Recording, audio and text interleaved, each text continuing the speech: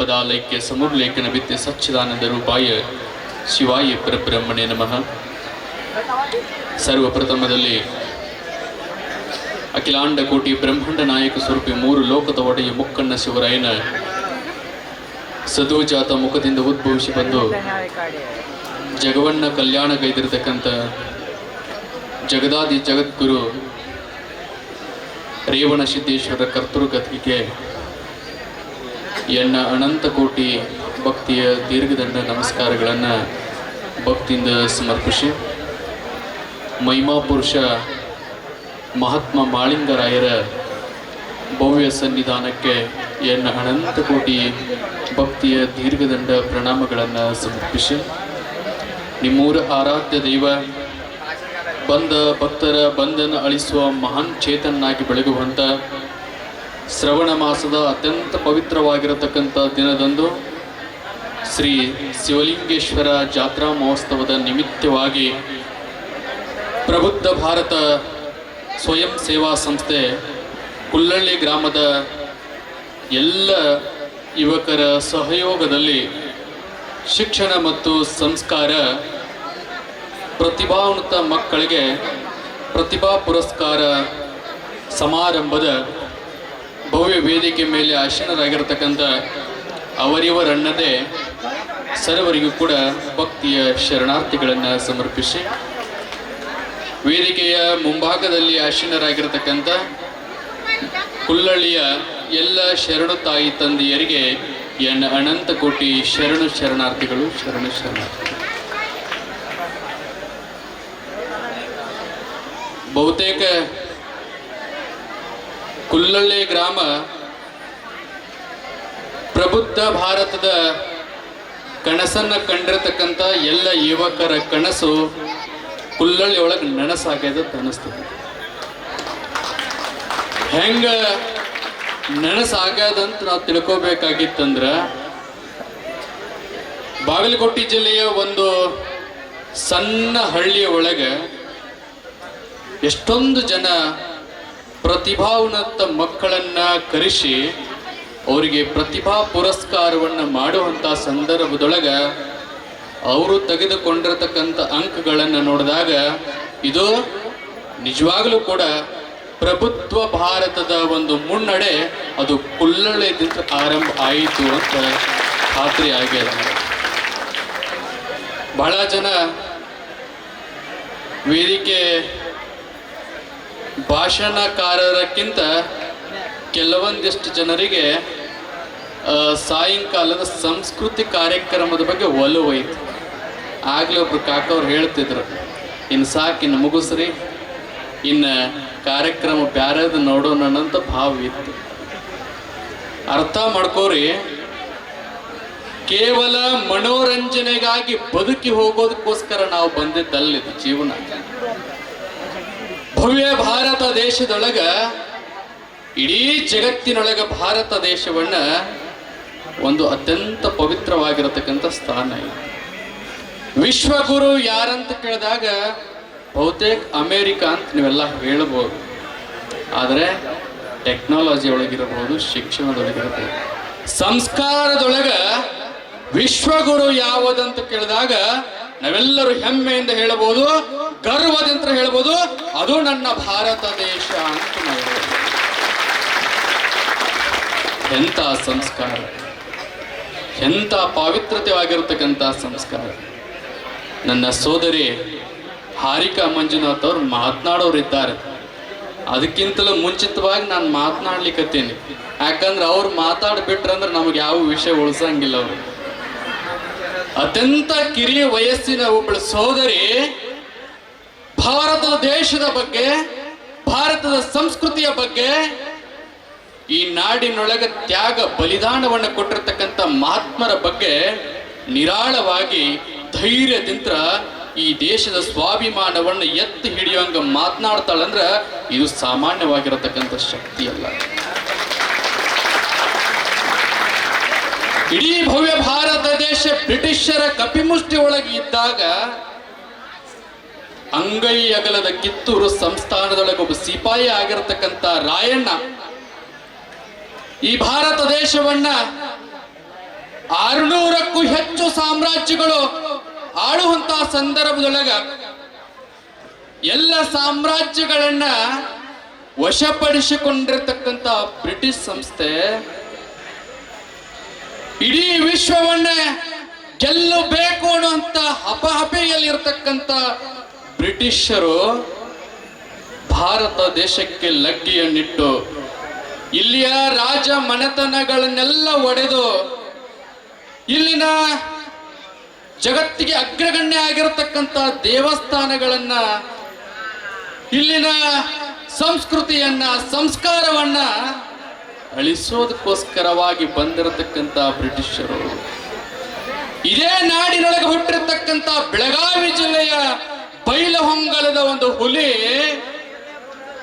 ಸೂರ್ಯ ಮುಳಗದ ಸಾಮ್ರಾಜ್ಯ ಅಂತ ಕರೆಸಿಕೊಳ್ಳುವಂತ ಬ್ರಿಟಿಷರಿಗೆ ನಿಧಿ ಕೆಡಿಸಿದ್ದ ಅಂತಂದ್ರ ಈ ಮಣ್ಣಿನ ತಾಕತ್ತು ಎಷ್ಟೈತೆ ಅನ್ನುವಂಥದ್ದು ಅರ್ಥ ಮಾಡ್ತಾರೆ. ಭಾರತದ 600 ಸಾಮ್ರಾಜ್ಯಗಳನ್ನ ವಶಪಡಿಸಿಕೊಂಡಿರ್ತಕ್ಕಂಥ ಬ್ರಿಟಿಷರಿಗೆ ಕೇವಲ ಬೆಳಗಾವಿ ಜಿಲ್ಲೆಯಲ್ಲಿರ್ತಕ್ಕಂಥ ಒಂದು ಕಿತ್ತೂರು ಸಂಸ್ಥೆ ಅದನ್ನು ವಶಗೊಳಿಸ್ಕೊಳ್ಬೇಕಾಗಿತ್ತಂದ್ರ ಸಾಮಾನ್ಯದಾಗಿರ್ಲಿಲ್ಲ. ರಾಯಣ್ಣನ ಕೈ ಒಳಗ ಖಡ್ಗವನ್ನ ಹಿಡಿದಾಗ ಮುಂದೆ ಬರುವಂತ ಸಾವಿರಾರು ಬ್ರಿಟಿಷ್ ಸೈನಿಕರು ಕ್ಷಣ ಮಾತ್ರದವಳೆ ಅವರ ರುಂಡಗಳನ್ನ ಚೆಂಡಾಡಿ ಆ ರಾಯಣ್ಣ ಭೂಮಿಗೆ ಅರ್ಪಣೆ ಮಾಡ್ತಿದ್ದ ಅಂತ ರಾಯಣ್ಣನ ಇತಿಹಾಸನ ಸ್ಮರಣೆ ಮಾಡ್ತೇವೆ. ಯಾತಕ್ಕಾಗಿ ಅಂತಂದ್ರ ಇಡೀ ಭಾರತ ದೇಶದೊಳಗ ತನ್ನ ಜಾತಿಗಾಗಿ ಹೋರಾಡಲಿಲ್ಲ, ತನ್ನ ಸ್ವಾರ್ಥಕ್ಕಾಗಿ ಹೋರಾಡಲಿಲ್ಲ, ತನ್ನ ತಾಯಿಯೇ ಎಂದು ತಿಳಿದಿರತಕ್ಕಂಥ ಕಿತ್ತೂರು ಸಂಸ್ಥಾನದ ಮಾತೆ ಕಿತ್ತೂರಾಣಿ ಚೆನ್ನಮ್ಮಜಿಯ ಪ್ರೀತಿಗಾಗಿ, ಆ ಸಂಸ್ಥಾನದ ಮೇಲೆ ಇಟ್ಟಿರ್ತಕ್ಕಂಥ ವಿಶ್ವಾಸಕ್ಕಾಗಿ ತನ್ನ ದೇಹವನ್ನ ಲೆಕ್ಕಿಸದೆ, ತನ್ನ ಪ್ರಾಣವನ್ನ ಲೆಕ್ಕಿಸದೆ ರಾಯಣ್ಣ ಯಾವುದೇ ಪ್ರತಿಫಲ ಅಪೇಕ್ಷೆ ಇಲ್ಲದೆ ಈ ನಾಡಿಗಾಗಿ ಹೋರಾಟ ಮಾಡ್ತಿದ್ದ. ರಾಯಣ್ಣ ಪೀಡಿಸಿದವಲ್ಲ, ರಾಯಣ್ಣ ಸೆರೆ ಕುಡಿದವಲ್ಲ, ರಾಯಣ್ಣ ಜೂಜಾಡ್ದವಲ್ಲ, ಅದ್ಯಾವುದೂ ಮಾಡ್ಲಿಲ್ಲ ಅಂತ ಹೇಳಿ ರಾಯಣ್ಣನ ಹೆಸರು ಅವನ್ನ ಮರಣ ಹೊಂದಿದೆ. 100 ವರ್ಷ ಆಗಿದೆ, ಸಾವಿರಾರು ವರ್ಷ ಆದ್ರೂ ಕೂಡ ಆತನ ಹೆಸರನ್ನ ನಾವ್ಯಾರು ಕೂಡ ಮರೆಯೋದಿಲ್ಲ. ಯಾತಕ್ಕಾಗಿ ಮರೆಯೋದಿಲ್ಲ ಅಂದ್ರೆ ರಾಯಣ್ಣ ಗುಟ್ಕಾ ತಿನ್ನಲಿಲ್ಲ, ಶರಾಯಿ ಕುಡಿಲಿಲ್ಲ, ಬೀಡಿ ಸೇದ್ಲಿಲ್ಲ. ನೀವೆಲ್ಲ ಏನ್ ಮಾಡ್ಲಿಕ್ಕತ್ತೀರಪ್ಪ? ಭಗವಂತ ಗಟ್ಟಿ ಮುಟ್ಟಾಗಿರ್ತಕ್ಕಂಥ ಶರೀರವನ್ನ ಕೊಟ್ಟಿದ್ದಾನೆ, ನಮಗೆಲ್ಲರಿಗೂ ಕೂಡ ಬದುಕೋದಕ್ಕೋಸ್ಕರವಾಗಿ ಉತ್ತಮವಾಗಿರ್ತಕ್ಕಂಥ ಭೂಮಿಯನ್ನ ಕೊಟ್ಟಿದ್ದಾನ, ಉತ್ತಮವಾಗಿರ್ತಕ್ಕಂಥ ಗಾಳಿಯನ್ನ ಕೊಟ್ಟಿದ್ದಾನ, ಬೆಳಕನ್ನ ಕೊಟ್ಟಿದ್ದಾನ. ಇದನ್ನೆಲ್ಲ ಬಳಸಿಕೊಂಡು ನಾವೇನ್ ಮಾಡ್ಲಿಕ್ಕತ್ತಿದ್ದೀವಿ ಅಂತ ಕೇಳಿದಾಗ ಇದನ್ನೆಲ್ಲ ನಾಶ ಮಾಡುವಂತ ಕಾರ್ಯ ನರಮಾನವರು ಮಾಡ್ಲಿಕ್ಕತ್ತಿದ್ದೀವಿ. ಅಲ್ಪ ಆಯುಷ್ಯ ಹೊಂದಿರತಕ್ಕಂಥ ಈ ಶರೀರ, ಭಗವಂತ ಸೃಷ್ಟಿ ಮಾಡಿರ್ತಕ್ಕಂಥ ಈ ಶರೀರದ ಲೆಕ್ಕವನ್ನ ತೊರೆದು ಕೇವಲ ಮೋಜು ಮಸ್ತಿ ಮನೋರಂಜನೆಗಾಗಿ ಬದುಕಿ ಈ ಯುವ ಜೀವನವನ್ನ ಹಾಳು ಮಾಡಿಕೊಂಡ್ರೆ, ಈ ಭಾರತ ದೇಶದೊಳಗೆ ಹುಟ್ಟಿರ್ತಕ್ಕಂಥವ್ರು ಎಲ್ಲರೂ ಕೂಡ ಇದನ್ನ ಹಾಳು ಮಾಡಿಕೊಂಡ್ರೆ ನೀವು ಮೂರ್ಖರು. ನಮ್ಮ ಶರೀರವನ್ನ, ನಮ್ಮ ಬುದ್ಧಿಯನ್ನ, ಈ ಭಾರತ ದೇಶದೊಳಗಿರ್ತಕ್ಕಂಥ ಸಂಸ್ಕೃತಿಯನ್ನ, ಸಂಸ್ಕಾರವನ್ನ ಬಳಸಿಕೊಂಡು ಜಗತ್ತಿಗೆ ನಾವೇನನ್ನುವಂತಹದ್ದು ತೋರಿಸೋದೆ ಈ ಭಾರತ ದೇಶದ ಪ್ರತಿಯೊಬ್ಬ ಯುವಕರ ಒಂದು ಸಾಧನೆ ಆಗಬೇಕು. ರಾಯಣ್ಣ ಒಬ್ಬನಿಂದ ಏನೋ ಆಗೋದಿಲ್ಲ ಅಂತ ತಿಳ್ಕೊಂಡಿದ್ರು. ರಾಯಣ್ಣನಿಗೆ ಮೋಸ ಮಾಡಿ ರಾಯಣ್ಣನಿಗೆ ನೇಣಗಂಬಕ್ಕೆ ತಗೊಂಡು ಬಂದಿರ್ತಾರ. ಅವಾಗ ಕೊನೆ ಆಶೆ ಕೇಳ್ತಾರ ರಾಯಣ್ಣ, ನನ್ನ ದೇಶ, ನನ್ನ ಸಂಸ್ಥಾನ ಚೆನ್ನಮ್ಮ ಅಂತ ಸಾಯ್ತಿದ್ದಲ್ಲ, ನೋಡು ನಿನಗೆ ಯಾವ ಗತಿ ಬಂದೈತಿ. ನಿನ್ನವರು ಅಂತ ಬಡದಾಡ್ತಿದ್ದಲ್ಲ, ಇವತ್ತು ನಿನ್ನವ್ರ ತಂದು ನೇಣಗಂಬಕ್ಕೆ ನಿಂಡ್ಸಾರ.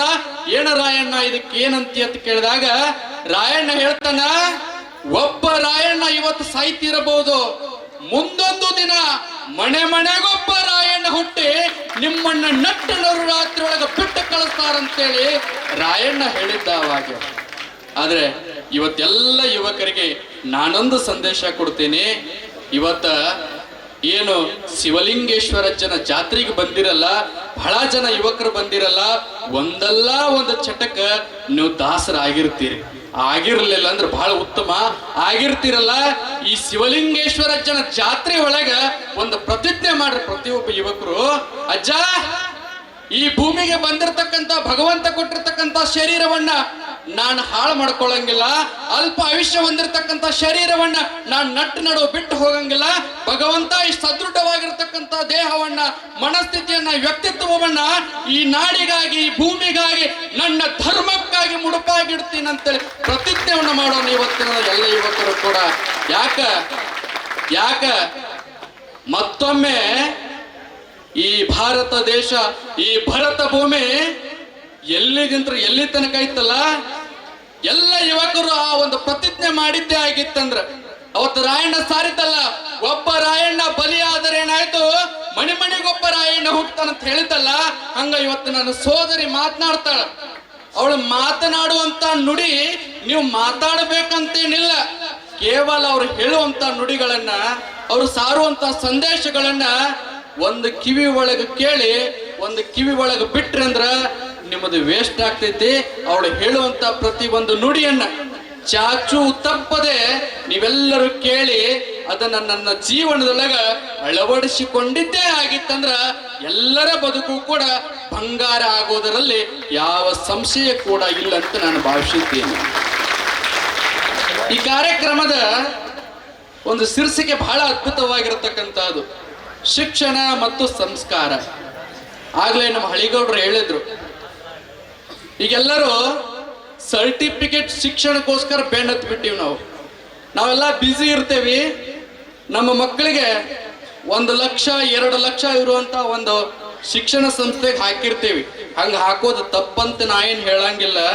ನಾವು ಹಾಕಿರ್ತೀವಿ, ಆ ಮಕ್ಕಳ ಕಡೆ ಯಾವ ಗಮನನೂ ನಾವ್ ಇಡಂಗಿಲ್ಲ. ಯಾಕಂದ್ರ ನನ್ನ ಮಗನಿಗೆ 2 ಲಕ್ಷ ಕೊಟ್ಟು ಹಾಕಿನಿ, 3 ಲಕ್ಷ ಕೊಟ್ಟು ಹಾಕಿನಂತ ಬರೇ ಜಂಬಾ ಕೊಚ್ಕೋತಿರ್ತೇವೆ ಹೊರತು ನನ್ನ ಮಕ್ಕಳ ಬಗ್ಗೆ ನಾವ್ ಯಾವ್ದು ಕಾಳಜಿ ಮಾಡಂಗಿಲ್ಲ.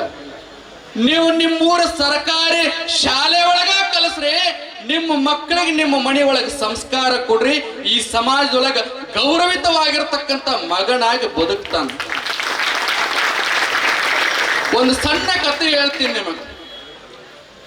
ಒಬ್ಬ ಕಳ್ಳಿದ್ದ ಅಂತ, ಒಬ್ಬ ಕಳ್ತನ ಮಾಡ್ತಿದ್ದ, ದರೋಡೆಕೋರ್ ಅಂತ ಕರ್ಸ್ಕೊಂಡಿದ್ದ ಅಂತ. ಅವನ ಕಳ್ತನದ ವ್ಯಾಪ್ತಿ ಹಂಗಾಗಿತ್ತಂದ್ರ ಈ ಸಮಾಜದೊಳಗೆ ಏನ ತಪ್ಪು ಮಾಡಬಾರ್ದಲ್ಲ, ಎಲ್ಲಾ ತಪ್ಪು ಮಾಡಿದ್ದ, ಅಪರಾಧ ಮಾಡಿದ್ದ. ಒಂದು ದಿನ ಪೊಲೀಸರು ಆತನನ್ನು ಬಂಧಿಸ್ಬಿಡ್ತಾರೆ. ಈ ಧರ್ಮದ ಒಂದು, ಈ ದೇಶದ ಒಂದು ನುಡಿ ಐತಿ, ಮಾಡಿದ್ದುಣ್ಣೋ ಮಾರಾಯ ಅಂತ ಹೇಳಿ. ಅವನು ತಪ್ಪು ಮಾಡಿದ್ದ, ಪೊಲೀಸರೇ ಬಂಧಿಸ್ಬಿಟ್ರು, ಕಟ್ಕಟೆಗೆ ತಂದು ಕೋರ್ಟಿಗೆ ಪ್ರೊಡ್ಯೂಸ್ ಮಾಡ್ತಾರ. ಅವಾಗ ಜಡ್ಜರು ಅವನು ಕೂಲಂಕುಷವಾಗಿ ಅವನ ತನಿಖೆಯನ್ನ ಮಾಡಿದಾಗ ಜಡ್ಜ್ ತೀರ್ಮಾನ ಮಾಡಿಬಿಟ್ರು, ಈತನನ್ನ ಗಲ್ಲು ಶಿಕ್ಷಣೆ ಕೊಡಬೇಕು, ಅದನ್ನು ಹೊರತು ಯಾವ ಶಿಕ್ಷಣ ಇವನಿಗೆ ಯೋಗ್ಯ ಅಲ್ಲ ಅಂತ ತೀರ್ಮಾನ ಆಯ್ತು. ಆ ಕಳ್ಳನನ್ನ ಕರ್ಕೊಂಡು ಹೋಗಿ ಜೈಲಿನೊಳಗೆ ಇಡ್ತಾರ. ಒಂದು 16 ದಿವಸದೊಳಗ ಆತನನ್ನ ಗಲ್ಲಿಗೆ ಹಾಕ್ಸುವಂತ ಅವಧಿ ಬಂದ್ಬಿಡ್ತದ. ಅವಾಗ ಒಂದು ಕೋರ್ಟಿನೊಂದು ವಾಡಿಗೆ ಇರ್ತದ. ಏನು ವಾಡಿಗೆ ಇರ್ತದಂದ್ರ, ನಿನ್ನನ್ನ ನೇಣಿ ಹಾಕೋಕ್ಕಿಂತ ಮುಂಚಿತವಾಗಿ ನಿನ್ನ ಕೊನೆ ಆಶೆ ಏನಾರ ಇದ್ರೆ ಹೇಳಪ್ಪ ಅಂತ ಕೋರ್ಟಿನೊಂದು ವಾಡಿಗೆ ರೂಪದೊಳಗೆ ಕೇಳ್ತಾನೆ. ಆತ ಅಪರಾಧಿ, ಆ ಕಳ್ಳ ಒಂದ್ ಮಾತು ಹೇಳ್ತಾನ, ನನ್ನ ಕೊನೆ ಆಶೆ ಏನು ಇಲ್ರಿ, ನನ್ನ ಹೆತ್ತ ತಾಯಿಯನ್ನ ಒಂದು ಸಲ ನನ್ನ ಮುಂದಕ್ಕೆ ಕರೆಸ್ರಿ, ಅವಳ ಜೊತೆ ಮಾತಾಡಿ ನನ್ನ ಶರೀರವನ್ನ ನೇಣಕ್ಕೆ ಶರಣಾಗ್ತೀನಿ ಅಂತ ಹೇಳ್ತಾನೆ. ತಾಯಿನ ಹುಡ್ಕೊಂಡು ಕರ್ಕೊಂಡು ಬರ್ತಾರ, ತಾಯಿನ ಕೂಡಿಸ್ತಾರ ಮುಂದ, ಅವನಿಗೊಂದು ಕುರ್ಚಿ ಹಾಕಿ ಕೂಡಿಸ್ತಾರ. ಅವಾಗ ತಾಯಿ ಅಂತಾಳ, ನಿನ್ನ ಮಗ ಅಂತ ಕರ್ಸ್ಕೊಳ್ಳಕ್ ನನ್ನ ಹೊಟ್ಟಿ ಉರಿಲಕ್ಕತ್ತದ. ಸಮಾಜದೊಳಗೆ ಮಾಡಬಾರ ತಪ್ಪು ಮಾಡಿ, ಕೊಲೆ ಮಾಡಿ, ದರೋಡೆ ಮಾಡಿ, ಇಂಥವ್ರ ಮಗ ಅಂತ ಹೇಳಿದ್ರ ಸಮಾಜದೊಳಗೆ ತಲಿ ಎತ್ತಿ ತಿರುಗಾಡ್ಲಾರಂಗ ಆಗೈತಿ. ಏನು 2, 3, 4 ದಿವಸದೊಳಗೆ ಸಾಯಾವಧಿಯಲ್ಲ, ನೀ ಹಂಗ ಸತ್ತು ಹೋಗಿದ್ದೆ ಅಂದ್ರ ನನ್ನ ನೋವು ಇನ್ನೊಂದಿಷ್ಟು ಕಡಿಮೆ ಆಗ್ತಿತ್ತು. ಮತ್ತೆ ನನ್ನನ್ನು ಕರೆಸಿ ನನ್ನ ಹತ್ರ ಮಾಡ್ಕೊಂಡು ನನ್ನ ಹೊಟ್ಟಿಗೆ ಮತ್ತೆ ಯಾಕೆ ನನ್ನ ಮನಸ್ಸಿಗೆ ನೋವು ಕೊಡ್ತಿ ಅಂತ ಮಗನಿಗೆ ತಾಯಿ ಕೇಳ್ತಿರ್ತಾಳ. ಅವಾಗ ಅಪರಾಧಿ ಕಳ್ಳ ಹೇಳ್ತಾನ, ಯವ್ವ ನನಗೆ 4-6 ದಿವಸದೊಳಗ ಗಲ್ಲಿಗೆ ಹಾಕೋರ್ದಾರ, ನೇಣಕ್ ಹಾಕೋರ್ದಾರ, ಕೋಟಿನವ್ರು ಕೇಳಿದ್ರು ಕೊನೆ ಆಶೆ ಏನಾರ ಇದ್ರೆ ಹೇಳಂತ, ಯವ್ವ ನಿನ್ನ ಜೊತೆ ಮಾತಾಡಂಗ ಆಗೈತಿ ಅಂತ ಕರ್ಸೀನಿ ಅಂತ ಆ ಅಪರಾಧಿ ಹೇಳ್ದ. ಅವಾಗ ತಾಯಿ ಕೇಳ್ತಾಳೆ, ಏನು ಮಾತಾಡೋದಿ ಹೇಳಪ್ಪ ತಂದಾಗ, ಯವ್ವ ನನಗೆ 4-6 ದಿವಸದೊಳಗೆ ಗಲ್ಲಿಗೆ ಹಾಕೋರದಾರಲ್ಲ, ಇದಕ್ಕೆಲ್ಲ ಕಾರಣ ಯಾರು ಯಾಕ ಅನ್ನುವಂಥದ್ದು ಅರ್ಥ ಆಗಬೇಕಾಗಿತ್ತವ, ಅದಕ್ಕೆ ನಿನಗೆ ಕರ್ಸೀನಿ ಅಂತ ಅಪರಾಧಿ ಹೇಳ್ದ. ತಾಯಿ ಕೇಳ್ತಾಳೆ, ಯಾಕಪ್ಪ ಕಾರಣ, ಇದಕ್ಕೆಲ್ಲ ಏನು ಕಾರಣ ಅಂತ ಕೇಳಿದಾಗ ಆ ಅಪರಾಧಿ ಹೇಳ್ತಾನಂತ, ಯವ್ವ ನಾನು 4-6 ವರ್ಷದ ಬಾಲಕ ಐತೆ. ಒಂದು ಬಾಗಲಕೋಟೆ ಅನ್ನುವಂತ ಒಂದು ಹಳ್ಳಿ ಒಳಗ, ಒಂದು ಪಟ್ಟಣದೊಳಗ ನೀನು ಬಾಜಾರ್ ಮಾಡ್ಲಿಕ್ಕತ್ತಿದ್ದೆ. ನಿನ್ನ ಕಿರುಬರಲು ಹಿಡ್ಕೊಂಡು ನಿನ್ನ ಜೊತೆಗೆ ನಾನು ಬರ್ತಿದ್ದೆ. ನನ್ನ ಹೊಟ್ಟೆ ಬಾಳ ಹಸ್ತಿತ್ತು. ಒಂದು ಹಣ್ಣಿನ ಮ್ಯಾಗ ನನ್ನ ಮನಸ್ಸಾಯ್ತು, ಹಣ್ಣು ತಿನ್ನಂಗಾಯ್ತು.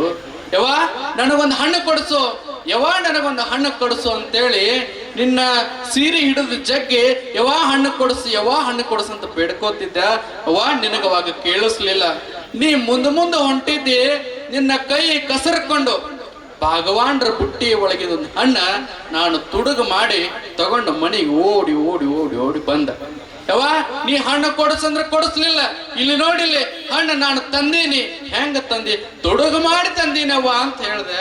ಅವಾಗ ನೀನೇನ್ ಹೇಳ್ದವ, ಮಗನ ತರದ ತಂದೆ ಒಂದ ಯಾಕೆ ತರಕ್ ಹೋಗಿ ಇನ್ನೊಂದಿಷ್ಟು ತಂದಿದ್ದೆ ಅಂದ್ರೆ ನನಗೂ ಆಗ್ತಿತ್ತಿಲ್ಲ ಅಂತ ಅವತ್ತು ನೀನು ಹೇಳ್ದಿ. ನಾನು ಮಾಡಿರ್ತಕ್ಕಂಥ ಒಂದು ಕೇವಲ ಒಂದು ಹಣ್ಣಿನ ತುಡುಗಣ್ಣ ಕಳತನವನ್ನ ನೀನು ಗಮನಿಸಿ ಮಗನ ಹಣ್ಣು ತುಡುಗು ಮಾಡಿ ತರಬಾರ್ದಂತ ತಿಳ್ಕೊಂಡು ನನ್ನ ಕಿವಿ ಹಿಡಿದು ಗೆಬ್ಬಿಗೆ ಹೊಡೆದು ಅವತ್ತು ನನಗೆ ಬುದ್ಧಿ ಹೇಳಿದ್ದೆ ಅಂದ್ರ ಇವತ್ತು ನನ್ನ ಕೊರಳಿಗೆ ನೇಣು ಹಗ್ಗ ಬರ್ತಿರ್ಲಿಕ್ಕಿಲ್ಲವ ಅಂತ ಒಂದು ಕಳ್ಳನ ಕತೆ ಯಾಕೆ ಪ್ರೇರಣೆಯಾಗಿ ನಾವು ತಗೋತೀವತ್ತಂದ್ರ ನಮ್ಮ ಮಕ್ಕಳು ಸಣ್ಣವರಿದ್ದಾಗ ಏನಾರ ತಪ್ಪು ಮಾಡ್ತಿದ್ರಂದ್ರ, ಏನಾರ ತಪ್ಪು ಹೆಚ್ಚಿ ಇಡ್ತಿದ್ರಂದ್ರ ಅದು ತಿದ್ದಿ ಹೇಳುವಂತ ಕರ್ತವ್ಯ ಎಲ್ಲ ಪೋಷಕರ ತಲೆ ಮೇಲೆ ಇರುವಂತದನ್ನ ನೀವು ಅರ್ಥ ಮಾಡ್ಕೊಳ್ಬೇಕಾಗಿರತಕ್ಕಂಥದ್ದು. ಅದರ ಜೊತೆಗೆ ಕೇವಲ ಶಿಕ್ಷಣವೊಂದ ಕೊಟ್ಕೊತ ಹೋದ್ರೆ ಶಿಕ್ಷಣ ಅತಿ ಅಮೂಲ್ಯವಾಗಿರತಕ್ಕಂಥದ್ದು. ಈ ಭಾರತ ದೇಶದೊಳಗೆ ಕರ್ನಾಟಕ ರಾಜ್ಯದೊಳಗೆ ಜೀವನ ಮಾಡುವಂತ ಪ್ರತಿಯೊಬ್ಬರಿಗೂ ಕೂಡ ಅತ್ಯಂತ ಅಮೂಲ್ಯವಾಗಿರತಕ್ಕಂಥದ್ದು. ನಮ್ಮ ಮಕ್ಕಳಿಗೆ ಶಿಕ್ಷಣ ಕೊಡಲೇಬೇಕು. ಹಂಗಂತ ಸಂಸ್ಕಾರ ಕೊಡದೆ ಇರಬೇಡ್ರಿ. ಯಾಕಂದ್ರೆ ಇದೇ ಬೆಳಗಾವಿ ಜಿಲ್ಲೆಯೊಳಗ ಒಂದು ನಾಗರಮುನ್ನೋಳೆ ಅಂತ ಒಂದು ಗ್ರಾಮ ಐತಿ. ಇತ್ತೀಚೆಗೆ ಆಗಿರ್ತಕ್ಕಂಥ ಘಟನೆ ಅದು. 2 ಜನ ಮಕ್ಕಳಿದ್ರು. ತಂದೆಯನ್ನ ಒಂದು ಕಾಂಟ್ರಾಕ್ಟ್ ಬೇಸ್ ಮ್ಯಾಗ ತಂದಿಗೆ ನೋಡ್ಕೊಳ್ಳಾಕ ಆ ನಾಗರಮುನ್ನೋಳಿ ಗ್ರಾಮದೊಳಗ ಒಬ್ಬ ಕಾಂಟ್ರಾಕ್ಟ್ ಬೇಸ್ ಮ್ಯಾಗ ಒಬ್ಬ ನರ್ಸನ ನೇಮಕ ಮಾಡಿರ್ತಾರಂತ. ಮಕ್ಕಳು ವಿದೇಶದೊಳಗ ಕಲೀಲಿಕ್ಕತ್ತಾರ, ವಿದೇಶದೊಳಗ ಜಾಬ್ ಮಾಡ್ಲಿಕ್ಕತ್ತಾರ. ತಂದಿಗೆ ನೋಡ್ಕೊಳ್ಳಾಕ ಕಾಂಟ್ರಾಕ್ಟ್ ಬೇಸ್ ಮ್ಯಾಗ ಒಬ್ಬನ ನೇಮಕ ಮಾಡ್ಯಾರ. ಆತನ ಅವಧಿ ಮುಗಿದು ಬಿಟ್ಟದ, ಕಾಂಟ್ರಾಕ್ಟರ್ ಅವಧಿ ಮುಗಿದು ಬಿಟ್ಟದ. ಆತ ತಂದೆನ ಬಿಟ್ಟು ಹೋಗ್ಬಿಟ್ಟಾನ. ಆ ತಂದೆ 4-6 ದಿವಸ ಹೊಟ್ಟಿಗೆ ಅನ್ನ ನೀರ ಇಲ್ಲದೆ ನರಳಾಡಿ ಒಂದು ದಿನ ತೀರ್ಕೋತಾನ. ಅವ್ರ ಮಕ್ಕಳಿಗೆ ಫೋನ್ ಮಾಡಿ ಹೇಳ್ತಾರ, ನಿಮ್ಮ ತಂದೆ ತೀರ್ಕೊಂಡಾನ, ಆತನ ಅಂತ್ಯಕ್ರಿಯೆ ಮಾಡೋದದ, ಯಾರೇ ಬರ್ತೀರಿ ಅಂತ ಕೇಳಿದಾಗ ಶಿಕ್ಷಣ ಕೊಟ್ಟಿರ್ತಕ್ಕಂಥ ಮಕ್ಕಳು, ನನ್ನ ಮಗ ಈ ಸಮಾಜದೊಳಗೆ ತಲೆ ಎತ್ತಿ ಬದುಕಲಿ ಅಂತೇಳಿ ಕೂಲಿ ನಾಲಿ ಸಾಲ ಮಾಡಿ ಮಗನಿಗೆ ಶಿಕ್ಷಣ ಕೊಟ್ಟಾರ. ವಿದೇಶದೊಳಗೆ ಹೋಗಿ ಕಲೀಲಿಕ್ಕತ್ತಾರ, ವಿದೇಶದೊಳಗೆ ಹೋಗಿ ಜಾಬ್ ಮಾಡ್ಲಿಕ್ಕತ್ತಾರ. ಮಗನಿಗೆ ಕೇಳಿದಾಗ ತಂದೆ ದೇಹ ನೋಡ್ಲಕ್ ಬಾ ಅಂತ ಕರೆದಾಗ ನಿಮಗೆ ಎಷ್ಟು ಹಣ ಬೇಕು ಹೇಳ್ರಿ, ಹಣ ಹಾಕ್ತೇವೆ ಹೊರತು ನಮ್ಮ ತಂದೆ ಹೆಣ ನೋಡ್ಲಕ್ ಬರಂಗಿಲ್ಲ ಅಂತ. ಇತ್ತೀಚೆಗೆ ಆಗಿರ್ತಕ್ಕಂಥ ಘಟನೆ. ನಮ್ಮ ಮಕ್ಕಳಿಗೆ ಎಷ್ಟು ಶಿಕ್ಷಣ ಕೊಡ್ತೀರಿ ಗೊತ್ತಿಲ್ಲ. ಅತ್ಯಂತ ಅಮೂಲ್ಯವಾಗಿರ್ತಕ್ಕಂಥದ್ದು ನಮ್ಮ ಮಕ್ಕಳಿಗೆ ಸಂಸ್ಕಾರ ಕೊಡೋಣ. ಇಡೀ ಜಗತ್ತಿನೊಳಗ ಭಾರತಕ್ಕೆ ತಲೆ ಬಾಗ್ತಾರತ್ತಂದ್ರ ಈ ಭಾರತ ದೇಶದಲ್ಲಿರ್ತಕ್ಕಂಥ ಸಂಸ್ಕಾರದಿಂದಾಗಿ ಒತ್ತೊತ್ತಿ ಹೇಳ್ತೀನಿ, ಸಂಸ್ಕಾರದಿಂದಾಗಿ ಇಡೀ ಜಗತ್ತಿನೊಳಗ ನನ್ನ ಭವ್ಯ ಭಾರತವನ್ನ ಅತ್ಯಂತ ಪವಿತ್ರ ಭಾವದಿಂದ ಕಾಣ್ತಾರಂದ್ರೆ ಈ ಮಣ್ಣಿನ ಸಂಸ್ಕಾರ ಅನ್ನುವಂಥದ್ದನ್ನ ನಾವೆಲ್ಲರೂ ಕೂಡ ಅರ್ಥ ಮಾಡ್ಕೊಳ್ಬೇಕಾಗಿರ್ತಕ್ಕಂಥದ್ದು. ಇವತ್ತು ಈ ಕುಲ್ಲೊಳ್ಳಿ ಗ್ರಾಮದೊಳಗ ಪ್ರಬುದ್ಧ ಭಾರತ ಸ್ವಯಂ ಸೇವಾ ಸಮಿತಿಯವರು ಬಹಳ ಉತ್ತಮವಾಗಿರ್ತಕ್ಕಂಥ ಕಾರ್ಯವನ್ನ ಮಾಡ್ಕೊಂತ ಬಂದಿದ್ದಾರೆ. ಇವತ್ತಿನ ದಿನ ಈ ಗ್ರಾಮದ ಅನೇಕ ಪ್ರತಿಭಾನ್ವಿತ ಮಕ್ಕಳಿಗೆ ಇಂಥ ಒಂದು ಅಭೂತಪೂರ್ವವಾಗಿರ್ತಕ್ಕಂಥ ವೇದಿಕೆಯನ್ನ ನಿರ್ಮಾಣ ಮಾಡಿ ಇಂಥ ವೇದಿಕೆಯ ಮೇಲೆ ಆ ಮಕ್ಕಳನ್ನ ಕರೆಸಿ ಕೇವಲ ಅವರಿಗೆ ಪ್ರತಿಭಾ ಪುರಸ್ಕಾರ ಮಾಡುವಂತಹದ್ದು ಅವ್ರಿಗೆ ಕೇವಲ ಗೌರವ ಕೊಟ್ಟಷ್ಟೇ ಅಲ್ಲ, ಅದರ ಜೊತೆಗೆ ಮಕ್ಕಳಿಗೆ ಈ ನಾಡಿನ ಸಂಸ್ಕಾರ ತಿಳಿಯಲಿ, ಈ ದೇಶದ ಸ್ವಾಭಿಮಾನದ ಕಿಚ್ಚು ಆ ಎಲ್ಲ ಮಕ್ಕಳಿಗೆ ಅರಿವಾಗಲಿ ಅನ್ನೋ ಉದ್ದೇಶಕ್ಕಾಗಿ ಪ್ರಭುತ್ವ ಭಾರತದ ಎಲ್ಲ ಸ್ವಯಂ ಸೇವಾ ಸಮಿತಿಯ ಎಲ್ಲ ಸದಸ್ಯರಿಗೂ ಕೂಡ ಆ ಭಗವಂತ ಶಿವಲಿಂಗೇಶ್ವರ, ಮಾಳಿಂಗೇಶ್ವರ, ಬೀರಲಿಂಗೇಶ್ವರ, ರೇವಣಸಿದ್ದೇಶ್ವರ ಈ ನಾಡಿನ ಎಲ್ಲ ಬಸವಾದಿ ಶರಣರ ಆಶೀರ್ವಾದ ಅವರ ಜೊತೆಗಿರಲಿ. ಇವತ್ತಾಗಿರ್ತಕ್ಕಂಥ ಕಾರ್ಯ ಪ್ರತಿ ವರ್ಷವೂ ಕೂಡ ನಿರಂತರವಾಗಿ ಜರುಗುವಂತಾಗಲಿ, ಈ ಕಾರ್ಯ ಇನ್ನಷ್ಟು ಎತ್ತೆತ್ತರಕ್ಕೆ ಬೆಳೆಯುವಂತ ಆಶೀರ್ವಾದ ಈ ನಾಡಿನ ಮಹಾತ್ಮರೆಲ್ಲರಿಗೂ ಕೂಡ ಆಗಲಿ ಅಂತ ಕೇಳ್ಕೊಂಡು ಇವತ್ತಿನ ದಿನ ಬಹಳ ಜನ ಪ್ರಭುತ್ವ ಮನಸ್ಸುಳ್ಳ ಎಲ್ಲ ಅತಿಥಿ ಮಹೋದಯರನ್ನ ಕರೆಸಿ, ಯಾಕಂದ್ರೆ ಕೇವಲ ಅತಿಥಿ ಮಹೋದಯರನ್ನ ಕರೆಸುವಂತದ್ದು ದೊಡ್ಡದಲ್ಲ, ಬಹಳ ಪ್ರಭುತ್ವ ಮನಸ್ಸುಳ್ಳ ಅತಿಥಿ ಮಹೋದಯರನ್ನ ಕರೆಸಿ ಈ ಕುಲ್ಲಳ್ಳಿ ಗ್ರಾಮದೊಳಗ ಎಲ್ಲ ಜನತೆಗೂ ಎಲ್ಲ ಮಕ್ಕಳಿಗೂ ಈ ವೇದಿಕೆ ಮುಖಾಂತರವಾಗಿ ಶಿಕ್ಷಣ ಎಲ್ಲಿ ಕೊಡ್ತಾರತ್ತಂದ್ರ ಶಿಕ್ಷಣ ಸಂಸ್ಥೆಗಳೊಳಗೆ ಕೊಡ್ತಾರೆ, ಸಂಸ್ಕಾರ ಎಲ್ಲಿ ಕೊಡ್ತಾರತ್ತಂದ್ರ ಇಂಥ ಧರ್ಮಸಭೆ ಮುಖಾಂತರವಾಗಿ ನಮ್ಮ ಮಕ್ಕಳಿಗೆ ಈ ಜನತೆಗೆ ಸಂಸ್ಕಾರ ದೊರಕಲಿ ಅನ್ನುವಂತ ಉದ್ದೇಶಕ್ಕಾಗಿ ಮಾಡಿರ್ತಕ್ಕಂಥ ಕಾರ್ಯ ಅತ್ಯಂತ ಯಶಸ್ವಿಯಾಗಿರ್ತಕ್ಕಂಥದ್ದು. ನನ್ನ ಸೋದರಿ ಹಾರಿಕಾ ಮಂಜುನಾಥ್ ಅವರು ಬಹಳ ಅತ್ಯುತ್ತಮವಾಗಿರ್ತಕ್ಕಂಥ ವಾಗ್ಮಿ, ಒಂದು ಕಿರಿಯ ವಯಸ್ಸಿನೊಳಗೆ ಅನೇಕ ಅಧ್ಯಯನವನ್ನ ಮಾಡಿ ಈ ಮಕ್ಕಳಿಗೆ ಈ ನಾಡಿನ ಎಲ್ಲ ಪ್ರಭುತ್ವ ಮನಸ್ಸುಳ್ಳ ಎಲ್ಲ ಸಹೋದರರಿಗೂ ಕೂಡ ಈ ದೇಶವನ್ನು ಉದ್ದೇಶಿಸಿ ಈ ನಾಡಿನ ಸಂಸ್ಕಾರವನ್ನು ಉದ್ದೇಶಿಸಿ ಮಾತನಾಡೋರಿದ್ದಾರೆ ಎಲ್ಲರೂ ಕೂಡ. ಯಾಕಂದ್ರೆ ಆಗ್ಲೇ ಕಾಕ ಹೇಳ್ದಂಗೆ ಇದು ಬಬಲಾದವರು ನುಡಿ ಹೇಳ್ತಾರ, ಏನೋ ಬಹಳ ಕಷ್ಟಪಟ್ಟು ಒಂದು ವೇದಿಕೆ ಸೃಷ್ಟಿ ಮಾಡಿ ಇಂಥ ಉತ್ತಮ ಕಾರ್ಯ ಮಾಡುವಾಗ ಅಡ್ಡಡ್ಡ ಮಾತಾಡ್ತಿರ್ತಾರ. ದಯಮಾಡಿ ಅಡ್ಡಡ್ಡ ಮಾತಾಡಕ್ ಹೋಗ್ಬೇಡ್ರಿ. ಬಬಲಾದವ್ರು ಹೇಳ್ದಂಗ ಅಡ್ಡಡ್ಡ ಮಾತಾಡ್ದವ್ರು ಅಡ್ಡಡ್ಡ ಹೋಗ್ತಾರ ಅಂತ ಹೇಳ್ತಾರ, ಹಂಗ ಯಾರು ಆಗಬಾರ್ದು. ಯಾಕಂದ್ರ ಇದನ್ನ ಎಲ್ಲರೂ ಕೂಡ ಪ್ರತಿಫಲ ಅಪೇಕ್ಷೆ ಇಲ್ಲದೆ ತನು ಮನ ಧನ ಸಮರ್ಪಣೆಯನ್ನ ಮಾಡಿ ಈ ಭೂಮಿಗಾಗಿ ನಾಡಿಗಾಗಿ ನನ್ನ ಗ್ರಾಮಕ್ಕಾಗಿ ಸಂದೇಶ ಕೊಡ್ಬೇಕಂತೇಳಿ ವೇದಿಕೆ ನಿರ್ಮಾಣ ಮಾಡ್ಯಾರ. ದಯಮಾಡಿ ಇದನ್ನ ಕೆಡಿಸುವಂತ ಕಾರ್ಯ ಯಾರು ಕೂಡ ಮಾಡ್ಲಿಕ್ಕೆ ಹೋಗ್ಬೇಡ್ರಿ ಅನ್ನೋದನ್ನ ಹೇಳಿ ಈ ವೇದಿಕೆ ಮೇಲೆ ಕುಳಿತಿರ್ತಕ್ಕಂಥ ಸರ್ವರಿಗೂ ಕೂಡ ಆ ಭಗವಂತನ ಅನುಗ್ರಹ ಆಗಲಿ ಅಂತ ಕೇಳ್ಕೊಂಡು ನಮ್ಮನ್ನು ಕೂಡ ಕರೆಸಿ ಗೌರವಿಸಿರ್ತಕ್ಕಂಥ ಈ ಪ್ರಭುತ್ವ ಭಾರತ ಸ್ವಯಂ ಸೇವಾ ಸಮಿತಿಯ ಸರ್ವರಿಗೂ ಕೂಡ ಭಕ್ತಿಯಿಂದ ವಂದಿಸಿ ನನ್ನೆರಡು ಮಾತಿ ವಿರಾಮ ಕೊಡ್ತೇನೆ. ಸರ್ವರಿಗೂ ಶರಣಾರ್ಥಿಗಳು.